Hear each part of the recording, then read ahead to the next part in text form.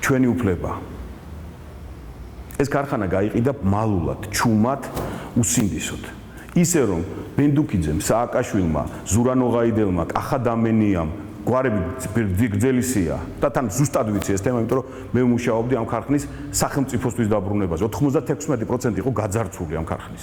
და 96% მოპარული პროცენტი დაუბრუნე მე სახელმწიფოს და მხოლოდ იმიტომ რომ მე მოხდარიყო დიდი პატიოსანი კონკურსი, აუქციონი, რომლის გზითაც ეს ქარხანა ასეულობით მილიონს შემოუტანდა სახელმწიფოს ფულად და პლუს ასეულობით მილიონს მოიტანდა ბიუჯეტში. დღეს ეს ქარხანა არის დაჭერილი და წაღებული. და ამუშავებენ ორ პატარა რაღაცას. ისიც იმიტომ რომ მე კასკები დაახურონ პრეზიდენტებს და ვიღაცებს და აჩვენონ ვითომ ბოლე ამოდის რაღაციდან. და სინამდვილეში მარტენი და ისინი გაიტანეს.